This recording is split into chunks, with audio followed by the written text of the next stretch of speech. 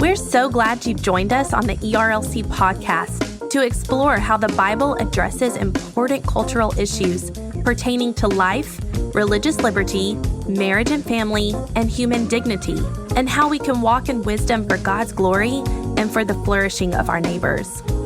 If you're enjoying this podcast and find it helpful, please leave a review wherever you listen.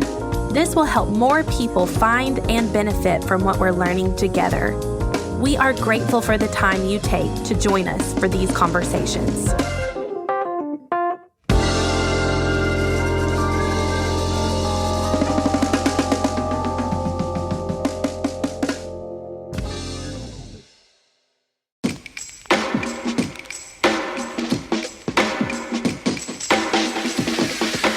Welcome to the ERLC podcast, where our goal is to help you think biblically about today's cultural issues. I'm Lindsay Nicolay, and today we're answering frequently asked questions about the ERLC.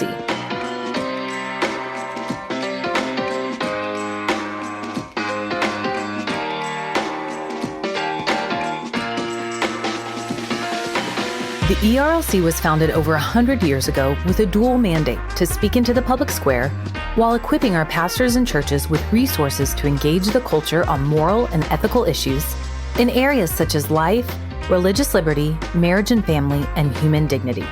While we work on policy issues in our nation's capital, much of our ministry also includes serving churches like yours with practical theological resources, many of them available for free on our website.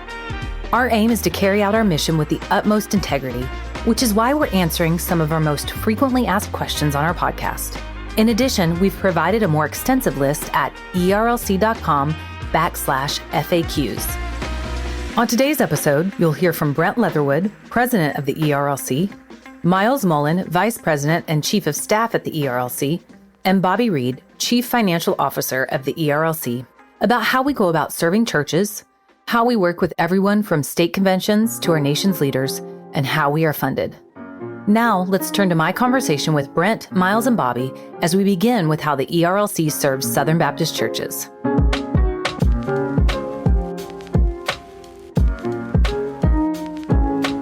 At the heart of the ERLC is service to our Southern Baptist churches. So how are we at the ERLC connecting with our churches, and how are we equipping pastors? Lindsay, that's a wonderful question. I would say that of all of our entities, the ERLC actually pays the closest attention to what it is our churches are dealing with and wrestling with, because it's the very feedback that we get from our pastors and ministry staff from our churches that it helps us to chart forward a path for the types of public stances we need to take, especially as it relates to public policy or things that are being talked about or wrestled with in culture. And so that plays out on a day-to-day basis with the type of interaction that we have with pastors, folks calling the office, emailing us, letting us know what they're dealing with. Then we have events that we go to on the road, speaking at different churches, going to different conferences. I just spoke recently at a gathering of local associations where ministry leaders at the associational level were gathering and receiving feedback there. To things that are more formal in nature, such as the passage of resolutions at the annual meeting each year. We continually are paying attention to the actions of our messengers, right, which are representatives of our churches, to see what it is that our convention feels about an issue at a given time. And, some folks will say, well, the convention only exists for 2 days each year. I guess if you want to get real legalistic about it, that's true.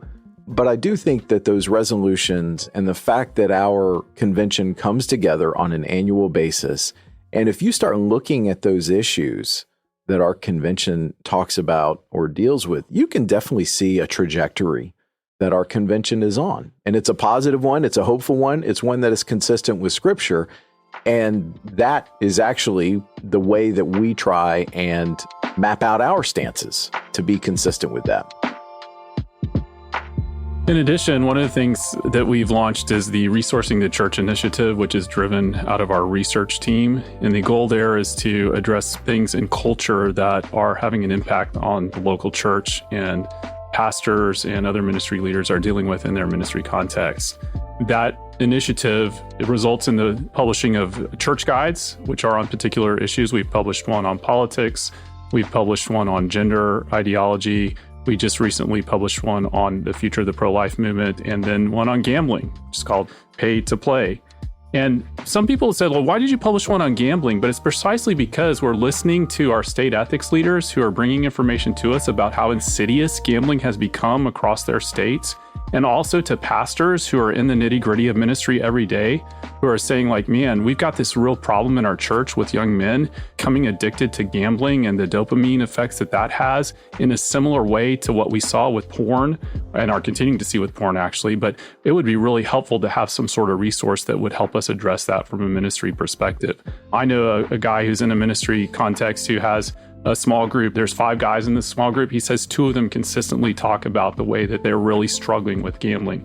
And so we want to be responsive to what our pastors need as we engage that cultural aspect of our ministry assignment. Right. And so in addition to that, you mentioned the state ethics leaders, right? So that's where we convene representatives from our state conventions to talk through issues that they're seeing in their own states. And I think in a highly digital moment like we're in, we all kind of think, oh, this is nationally what folks are dealing with. Well, that's not the case in every issue. These states in their own backyards have particular issues that maybe they're dealing with. And that's why we gather them. That helps us to keep track of state policy developments that are happening at the state and local level where we need to be active or we are engaging at the request of our state convention partners. And then it's even more than that. We also routinely convene pastors for conference calls where we hear like, hey, this is what we are wrestling with in the pews at my church.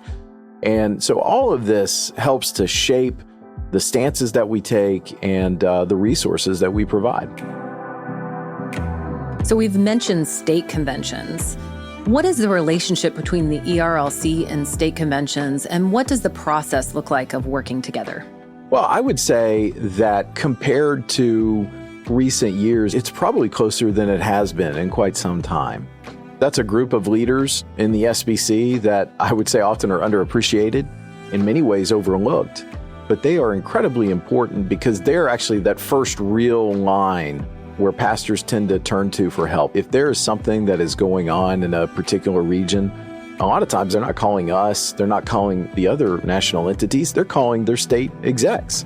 And so we view our posture towards our state execs as we're here to serve them just as we are here to serve the local church.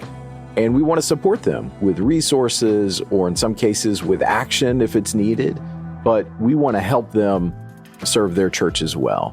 And they have a remarkably difficult job because they are oftentimes dealing with all sorts of variables at the local level that we just may not see or be aware of.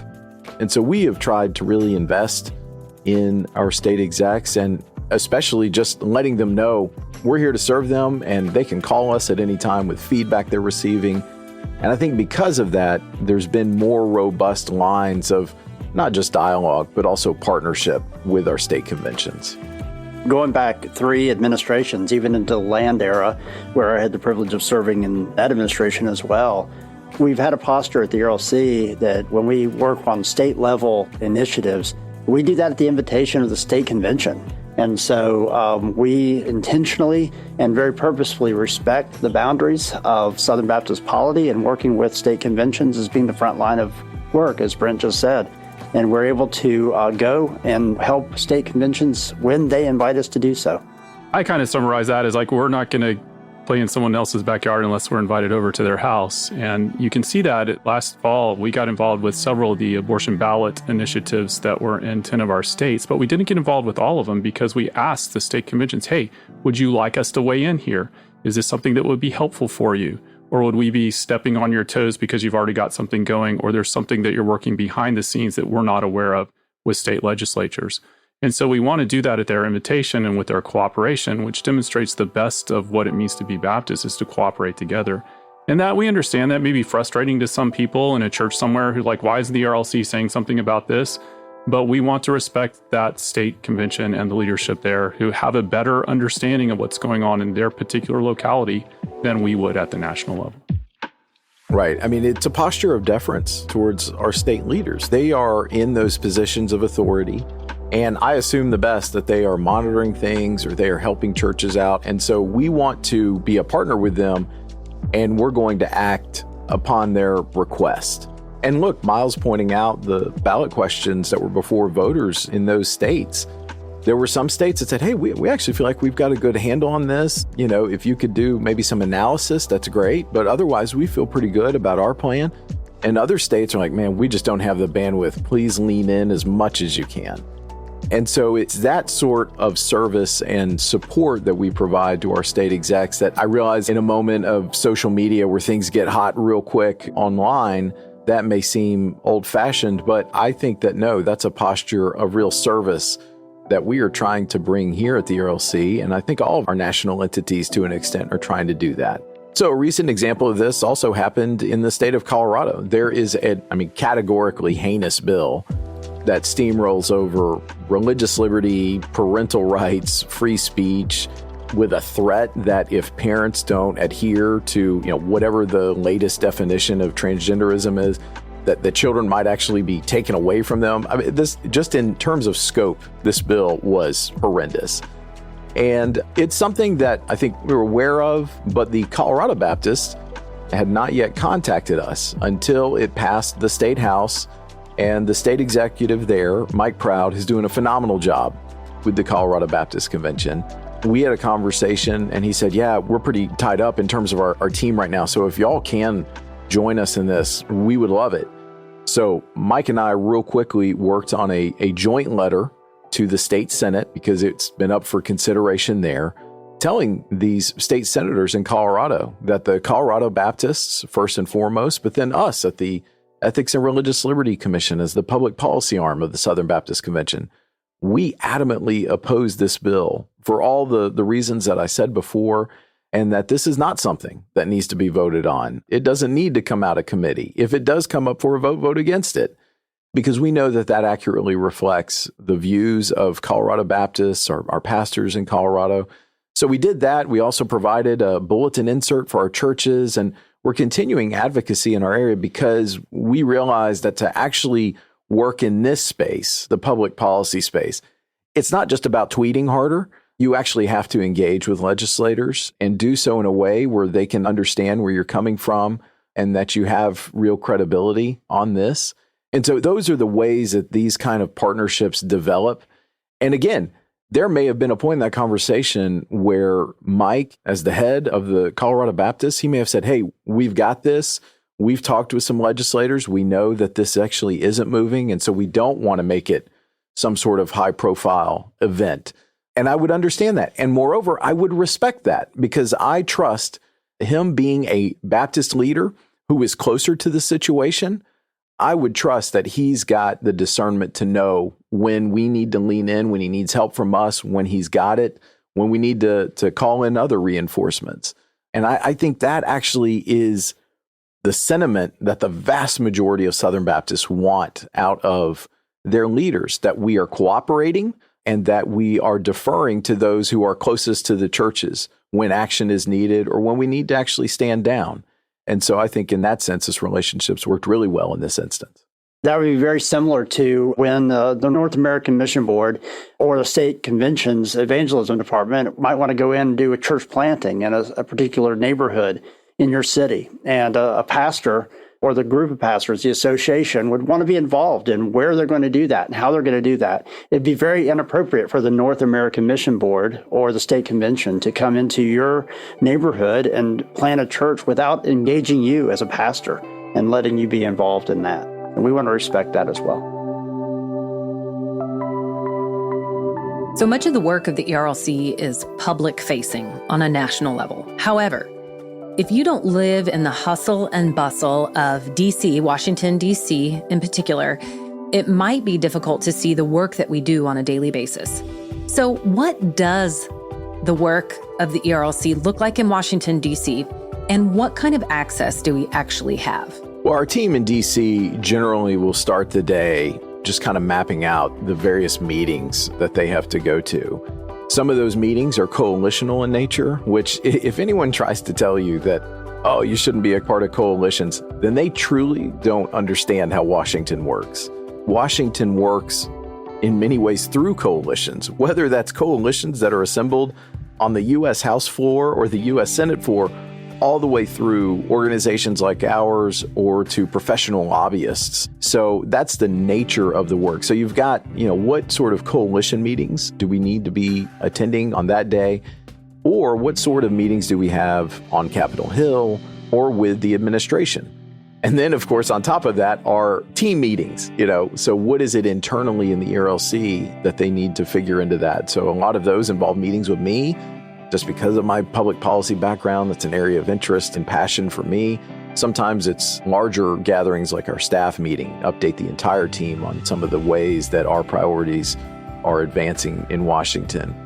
So that's generally what it looks like, but that's just more of the public-facing side of things. Our team, I would say, does an incredible amount of work of just analysis on pieces of legislation, whether we should publicly support them, whether we should publicly oppose them, or whether we just need to have an awareness of these proposals that maybe our peer groups or partner groups are looking at engaging with. So that's generally what the day-to-day work within our Leland House office in Washington, D.C. looks like. And those meetings, folks might say, they're just attending those meetings for photo ops or whatnot. That couldn't be further from the truth. The meetings that our team are involved with generally are at the ground level, conceptualizing bills or providing real-time feedback to elected officials for how these proposals may affect our church, or maybe ways that maybe they just haven't even considered that there is a religious liberty implication for a particular bill or proposal or rule that the administration is thinking through. And so every day is a little bit different. So it's hard to say that there's like a template for each day, just because, if anybody's paying attention to the news, every day there's something new going on in Washington or coming out of Washington. And our team tries to be very responsive to that so that we are on top of the things that our churches are asking about. And, as far as access, I feel really good about the types of relationships our team has built. And I would have said that at any point in recent history, but especially now. We have a new administration that's in place. We have new leadership on both the House and the Senate side. And the team feels like at any point, if we need to find out something, if we need to engage with something, we've got the contacts to make sure that a distinctively Baptist voice is brought into those conversations that are going on across Washington. I remember one of the first meetings I was in on when I began as Vice President and Chief of Staff here at the ERLC was with a legislative director from one of the senator's offices. And this particular person expressed an appreciation for the way that our team actually gave them feedback and dug down into the bills that they were considering ahead of time, because they had a particular frustration that sometimes they wouldn't get any feedback from groups that they sent it out to, advocacy groups, but then they would get scorecarded or they would get negative commentary after the fact. And so it was a real compliment to the nitty-gritty work that our team does to try to shape bills from the beginning in a direction that represents the things that Southern Baptists care most about. And I'll say sometimes our work gets noticed from one area because we're doing something in another area. Perfect example of that is the partnership that we've had with our two state conventions in Texas to draw attention to a case that is now before the U.S. Supreme Court, where we teamed up with both conventions in Texas to put a specifically Southern Baptist brief before the justices arguing that an online age verification law that helps protect minors from accessing harmful pornographic websites. We put that before the justices. And after we submitted that, our team got a call from Senator Mike Lee's office. Why? Because one of his senior staffers noticed our work there, is himself a Southern Baptist, and said, hey, that law that y'all are advocating for, and rightly so, we have a proposal to bring a federal equivalent of that law. And so would y'all be interested in just engaging with that, providing some analysis and feedback, and ultimately, would you be willing to support that? The team did its normal kind of run the traps on it, And guess what? We're supportive of the Screen Act from Senator Mike Lee. We're grateful that he has proposed that law because we think that, of course, states need to do this as soon as possible. But we think that pornography is such a harmful and disastrous stain on our society. We think that lawmakers need to take a stand on it to protect children, to protect families, to protect marriages. And this is a good way of going about that. Is it the only way? No. Is it the end of the story if it were to become law? Absolutely not. Porn is so insidious in our society right now. We think more needs to be done. But this is a great first step, particularly online. And so we're happy to support that. But again, it's because of the relationships and the reputation that our organization has, where a brief that we have authored and devoted resources to is placed before the justices, and an influential office over in the U.S. Senate has seen that good work and said, hey, can we partner together on this over here? That relationship is built on not just the last few years that we've had as an organization, but an organization that dates back over 100 years old and has had a reputation in Washington, D.C. as being a reputable and solid organization that can be depended on for decades. That's a great point that Brent makes, because that's just real, day-to-day relationship building, spade work that goes on a lot of times behind the scenes that our staff in DC has built up over time. And so it's trustworthy. These are people of integrity. Our people in DC are not going to take a private conversation that they've had with someone and then turn it around for our aggrandizement online or something like that. And so that relationship is in place, and the work gets done of influencing the direction of particular legislation in such a way that we are representing Southern Baptists quite well. But that's not something that you go around touting, because it actually does damage to the relationship if it appears that you're doing that only for the sake of what you can say publicly or online or in a newsletter that's trying to raise funds. So there's a place for being very public about your opposition to something or your support for something. That's why we go to March for Life. That's why we show up on the steps of SCOTUS when there's a case that's of particular interest to us. For instance, we went to the rally on the Supreme Court steps in the Scrimeti case to advocate and to show our support publicly and visually to the nation that Southern Baptist, as represented by the ERLC, in this amicus brief that we filed before the Supreme Court of the United States, which Brent had a chance to sit in on the oral arguments, which is a great thing, that we are there publicly taking a stand that the state has a responsibility to step in and protect children from harmful gender ideology that's doing permanent damage to their bodies. So there is a place for that, but there's also a place for that quiet work behind the scenes of relationship building that is influencing things and that accomplishes what we want it to accomplish and creates a situation in which we are a trusted voice, a voice of integrity that operates on the highest level of ethical standards to influence lawmakers and others in DC on behalf of Southern Baptists. Yeah, Miles, looking back on just the last year or so, I've been able to be in some rooms that I never would have fancied that I would be able to be in, right? So, meeting with Prime Minister Benjamin Netanyahu, attending the oral arguments for that U.S. v. Scrimeti case, which is a law that's right out here in my home state of Tennessee, or, just recently being able to walk into the speaker's personal private prayer room alongside a group of Southern Baptist pastors, where we were able to take them and meet with the speaker. And, we did that on a day where the speaker was incredibly busy.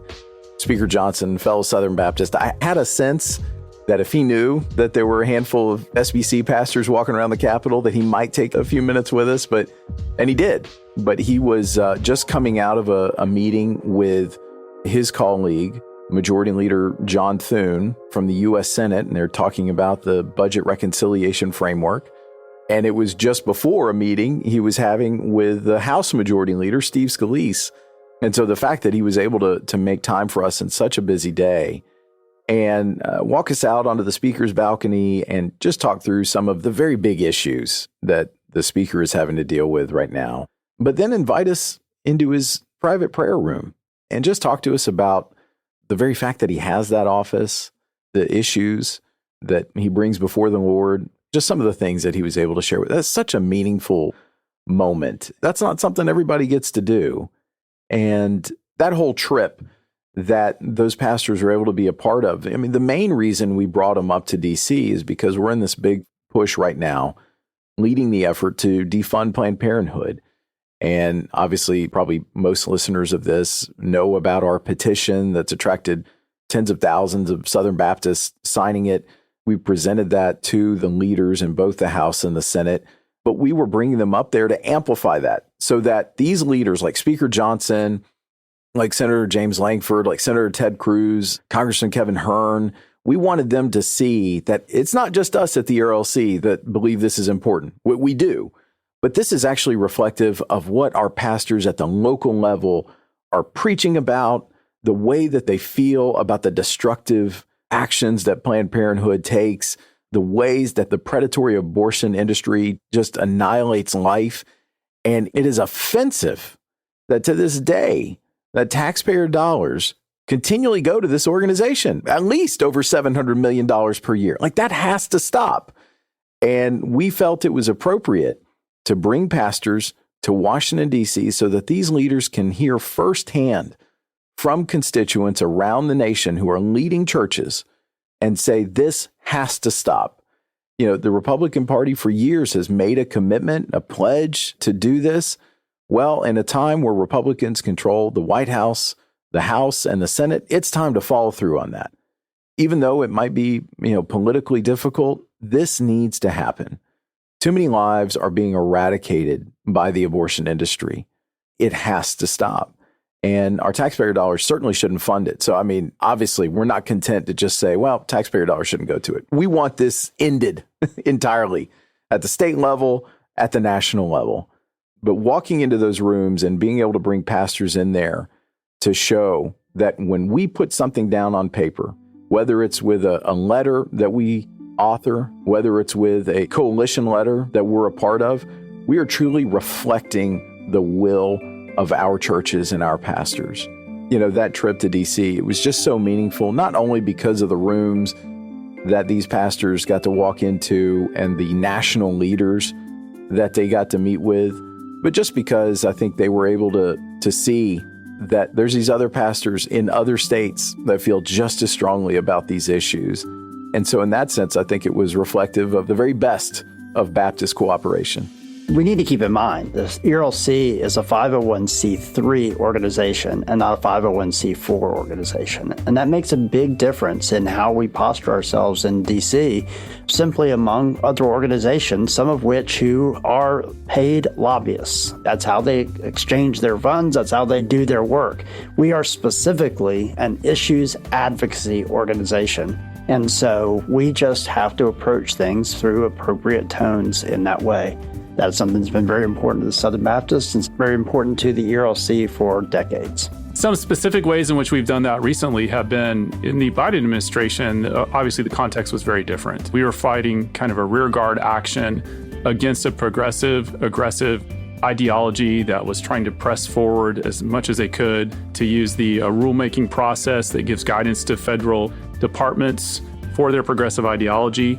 And we filed comments on those, which registers our opposition to what's taking place. Some of these had to do with advancing transgender ideology. Some of these had to do with advancing abortion availability, those kind of things.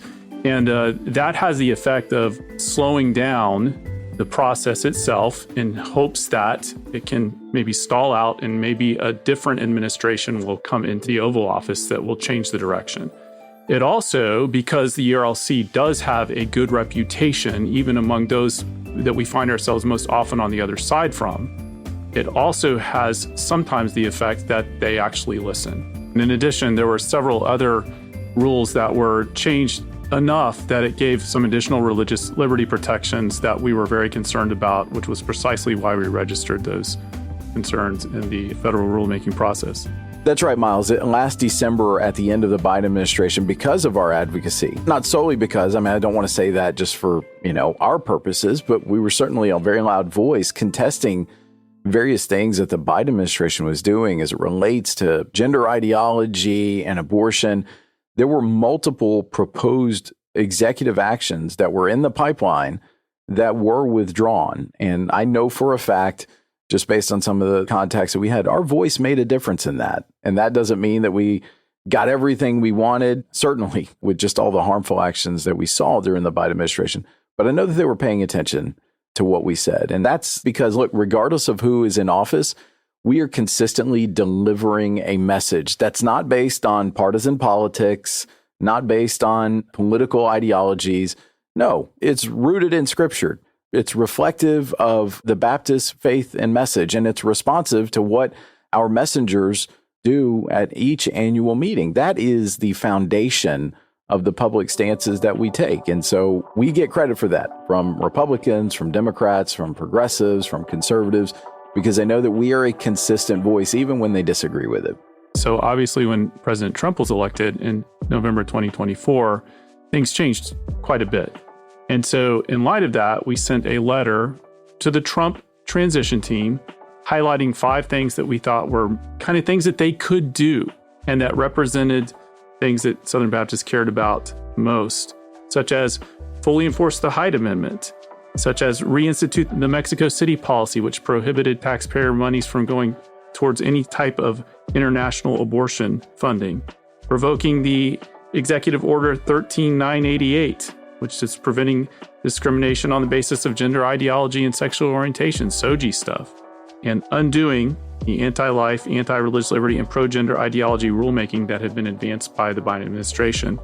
And we've seen all those things accomplished.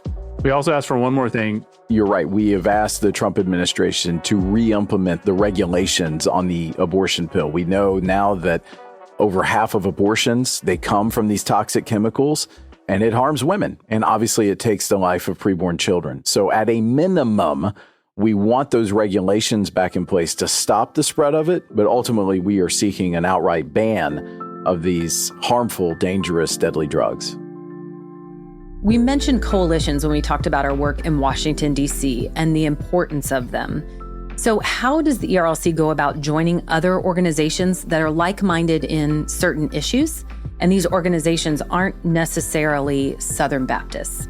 As I mentioned before, this is reflective of really the very nature of Washington. It's actually reflective of our nation, right? We are a democratic republic. Within that sort of system, you have to build coalitions in order to advance any sort of policy objective. And so I mentioned that's the nature of things on the floor of the U.S. House. Same thing with the U.S. Senate. No one person gets their way. They have to broaden their appeal. And so sometimes our work is focused on helping legislators get co-sponsors for their legislation. Sometimes it's helping them get the support of outside organizations. And the same thing happens for us too. We will routinely get calls from our friends at Americans United for Life or Alliance Defending Freedom, say, hey, have y'all taken a look at this bill? What do y'all think about this case that's working its way up through the system? So this is a daily part of the work that we do. And whether it's in the pro-life space, whether it's advocating for religious freedom, ensuring that the human dignity is respected, we work with all sorts of organizations to help build out these coalitions. So, I mentioned a couple. Obviously, Alliance Defending Freedom, they are probably the largest organization that Southern Baptists and evangelicals turn to for big legal actions. But at the same time, we have a partner over in the Becket Fund. Becket does an incredible job with their legal advocacy, and they invite us to be a part of Supreme Court amicus briefs. In the pro-life space, we work with our friends at Americans United for Life. Right now, they are probably, along with the Susan B. Anthony list, our two peer organizations there. I would say the three of us, we are carrying the flag forward in terms of this moment right now and the importance of defunding Planned Parenthood. Like, that is a top legislative priority for all three of our organizations. And I would say that their advocacy very much complements our own. And so we need to be a part of these coalitions, not only because obviously, like we always do, we want to be in those rooms to advance a distinctively Baptist voice, but we want to amplify that voice. And the way that we do that is being a part of these coalitions and being aligned with our coalition partners. I think it's really important what Brent said. We want to bring a distinctively Baptist voice, and these coalitions are based on issues. We align with folks based on issues. Now, there's obviously some groups that we're going to align with more often than others, but if it's something that's rooted in Scripture, reflective of the Baptist faith and message, and responsive to the actions that our messengers have taken at our annual meeting, we want to try to press that forward. We're not going to say, oh, well, you know what, the Screen Act's really good because Mike Lee put it forward, but now that it's got a Democratic sponsor in the House, we're going to abandon it because we can't be seen aligning with them. That's tribal partisan politics, and our ministry assignment from Southern Baptists is to represent their positions and the things they care about on particular issues, to look at the particular policy, and then to decide based on that, not on who else might be aligned. Because you know what? Even a broke clock is right twice a day. Also, another thing that's very important on this particular issue is that while we join coalitions and work with other organizations, when we speak with those organizations, we only do it on very specific language and very specific policy issues. So just because we're part of a coalition does not mean that we believe or agree with them on any other issue, much less all other issues. And so we will partner with other organizations because on a particular bill or particular policy or particular language, we have complete agreement on that one particular thing. And that's very important because that's just how it works in Washington, D.C. Right. And this isn't unique to this moment. This has been the case for the ERLC since, honestly, its earliest days as the Temperance Committee, constantly looking out and finding allies and folks that we can work with. Recently, I think this was kind of silly, but recently someone tried to say, oh, the high point for the ERLC was the passage of the Religious Freedom Restoration Act back in the 90s. It was signed by President Bill Clinton, a Democrat. But the reason that this individual says that that was the high point is because it was a law that the ERLC supported. It was signed into law by the president. I agree. That is certainly an achievement. The ERLC worked with the ACLU at that time. I don't know if the ACLU would work with me. I might be a little too conservative, but for an organization like that to see the ERLC as helpful in that, I agree. But that speaks to the coalitional nature of our work. So, I think some voices out there that critique coalitional work, one, if you hear those critiques, they're obviously not revealing the whole truth, right? The reason that we're a part of these coalitions, to kind of back up a little bit of what Bobby said, the reason we're a part of these coalitions is because there's a specific issue or a specific approach to an issue. And the reason we're a part of that coalition is because it reflects the truth that we, as an organization from the Southern Baptist Convention, we are supposed to represent that truth. And so that's why we're a part of that coalition on that specific issue. Moreover, and again, this goes back to something I said at the outset, you have to be a part of a coalition in order to achieve anything in Washington. Anyone that says, we're just going to go and commandeer Washington and get our way, they're going to find themselves on the outside looking in. And maybe that's fine. If your world is totally shaped by being hyperactive online or, doing emergency podcasts about an issue, that's great. That's also a seat in the peanut gallery. That's not someone who's actually in the arena, actually shaping the ways that lawmakers are thinking on issues and drawing up and conceptualizing these proposals. And guess who's in there? The ERLC's in there. And I think Southern Baptists, they understand that, and that's why they've really appreciated the work that we do. I would also add, one of the things that's been really interesting over the number of years that I've been here is that we've had the awesome privilege of working with these coalitions. But also, I can think of many occasions where coalitions have had language that they were going to propose, and we said, we can't sign on to that letter if the language isn't changed. And we hold the standards that Southern Baptists hold on those particular issues, and we say we can't sign on the letter, and they will change the language of that particular letter in order for us to sign on, because it's that important to have the Southern Baptist Convention and the Ethics and Religious Liberty Commission representing them on that letter. And if they won't make the change, we don't sign on to the letter. And that's the end of the day. This just happened recently. There was a group that we were working with, and they had some language in there. And we said, hey, we get what you're saying, but Southern Baptists would not appreciate that kind of language, and it would not land right with our people. And so we can't go forward with this. And they changed it.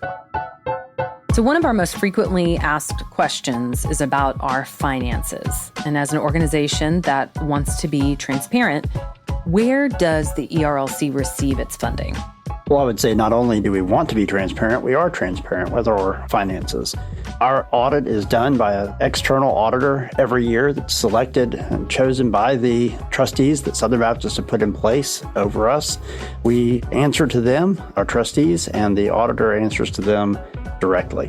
So we are transparent completely with our trustees, and we have that audit that's put online every year. Regarding the budget of the ERLC, 95% of the funds that are received by the ERLC are received through the cooperative program. That is very, very important to us. It is the lifeblood of the organization, is the cooperative program. That money is given by faithful churches across our denomination around our country through the cooperative program. The average Southern Baptist church provides just under $65 to the budget of the ERLC. And with that $65, it doesn't seem like much, but we appreciate every penny that is given, and we steward every penny. If you go to our audit that is published online as soon as the audit is complete every year, it's also in the Southern Baptist Convention Annual that is posted online as well. You can see the actual breakdown of the other gifts that are given, all the way broken down to each state and how much is given.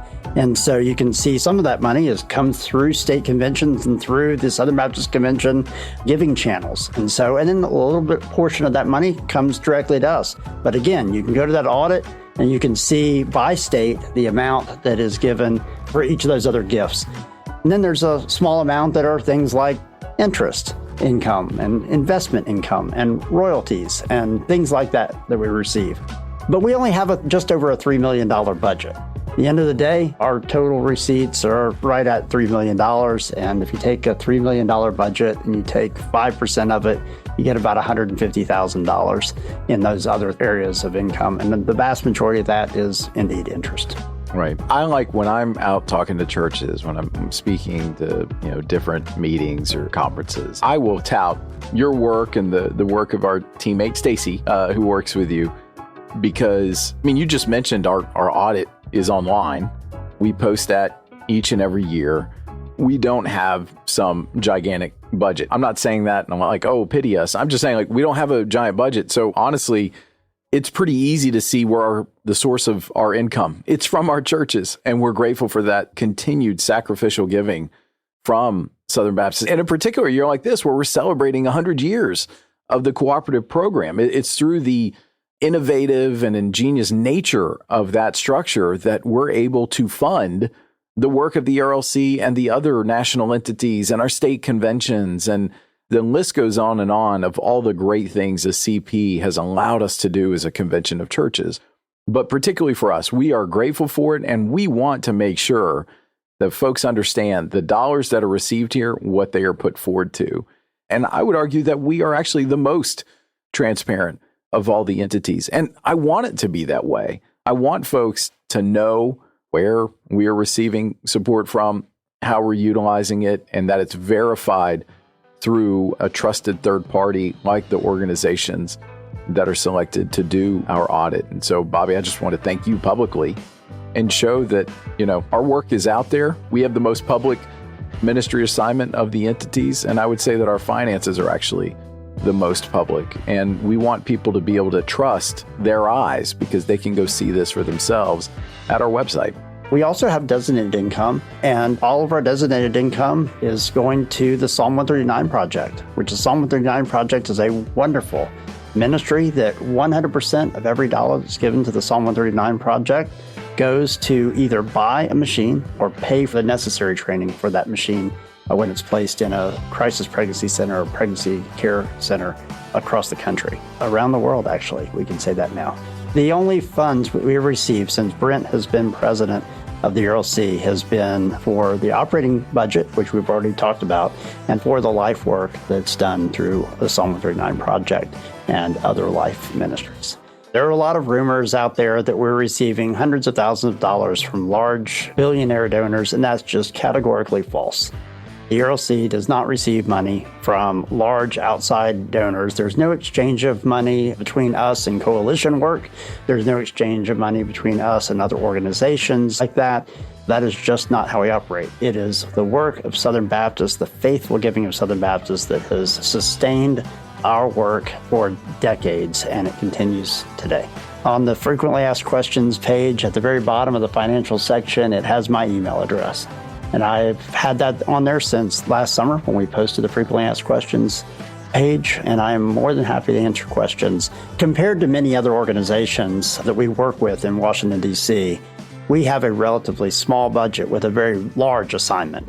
Southern Baptists have called us, as I mentioned before, not just to our work in Washington, D.C., but many other things that Southern Baptists have tasked us with being responsible for. And the organizations we work with often have 10 times the budget and a very specific assignment. So the great partners that we have in D.C., they are very narrowly focused on the life issue or the religious liberty issue. And we love that that is their assignment. But ours is very broad, and it causes us to have to be very judicious in how we spend the funds. Sometimes, as Dr. Land mentioned at Brent's installation, we don't get the privilege of choosing between good things and bad things, or not so good things. We have to choose between really great things and kind of great things. And we have to, unfortunately, not be able to do everything we would like to do. Under the Leatherwood administration, our mission at the ERLC is carried out in a way that is gospel-centered, church-focused, and thoroughly Baptist. As we come alongside Southern Baptist pastors, Baptist state conventions, and leaders in the public square, you can be confident we are doing so in a way that is faithful to Scripture, adheres to the Baptist faith and message, and is informed by resolutions our messengers have adopted. Whether upfront or behind the scenes, we are doing real work that gets real results, all in order that we might bring truth and hope to the public square. Thanks for listening to this episode of the ERLC podcast. Join us next time as we continue to answer your frequently asked questions about the ERLC.